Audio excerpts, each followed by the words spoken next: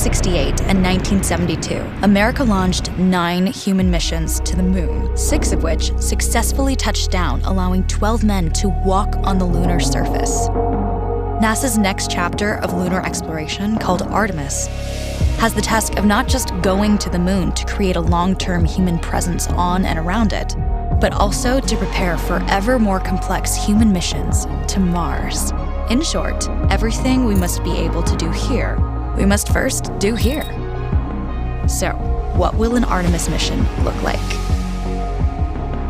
Everything is designed and tested with our most important element in mind, the astronauts. This is their deep space, human-rated spacecraft called Orion, built in 3 parts. The crew module, where up to 4 astronauts will live and work throughout the flight. The service module, with life support systems for the crew and its own engine and fuel reserves.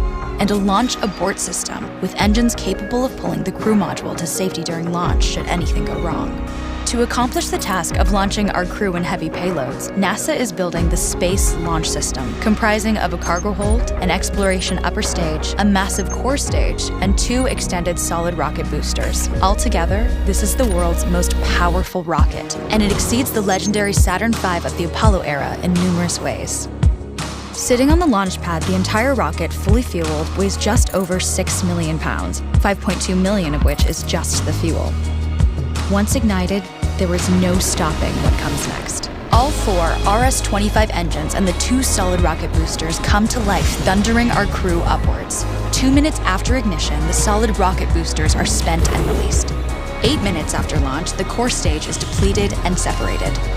The upper stage fires briefly, placing Orion into a parking orbit around the Earth. Here, the crew reconfigure the spacecraft and check systems to confirm everything is ready for deep space travel. With a go from mission control, the crew reignite the exploration upper stage engines to leave Earth entirely. The exact timing of this maneuver is critical to reach a speed that can escape Earth's gravitational pull, but also put Orion on a course that will intersect the moon days later. Once this burn is complete, the upper stage of the SLS is jettisoned and the crew aboard Orion coast for several days toward all that awaits them at the moon. Approaching the moon, we see the fundamental differences between Artemis and Apollo. Instead of requiring Orion to serve as an expendable lunar command module or to carry a constrained lunar lander, the Artemis missions will take advantage of a different approach: pre-staging. Everything needed for lunar missions will be positioned in advance by commercial and international partners. This includes rovers, science experiments, and human-rated systems on the surface. But it also includes a dedicated lunar station in orbit around the moon called Gateway. Here at this station, we can pre-stage a robust lunar lander and establish a strong communications relay. Designed with open standards, the Gateway can be expanded as new missions and partnerships develop, allowing multiple human missions on the moon at the same time and enabling ongoing science to be conducted even between human missions. The Gateway is also capable of adjusting its orbit to allow access to every part of the moon, something the Apollo missions could not do. But the real key in this approach is placing Gateway in a unique halo orbit to perfect the maneuvers needed for Mars missions.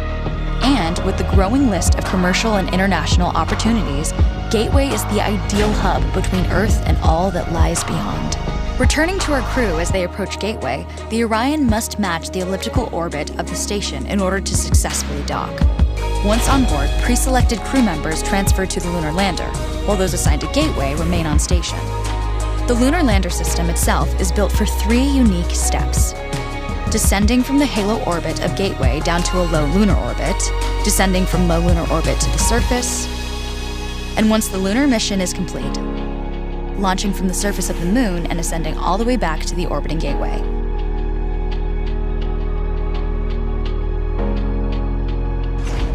Once back aboard the Orion spacecraft and undocked from Gateway, the crew fire their engine once to break out of the halo orbit and once again to sling the spacecraft around the moon, placing it on a multi-day trajectory back towards Earth.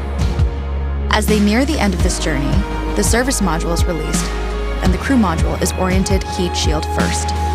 Entering Earth's atmosphere at 25,000 miles per hour, the friction of air slows Orion considerably, while also subjecting it to temperatures of 5,000 degrees. With the Orion now at just 300 miles per hour, a series of parachutes uniquely tested and produced for this moment deploy, decelerating the craft to just 20 miles per hour for splashdown. With each successful mission, Artemis ushers in the next wave of men and women to explore our moon and prove that together we are ready to go beyond.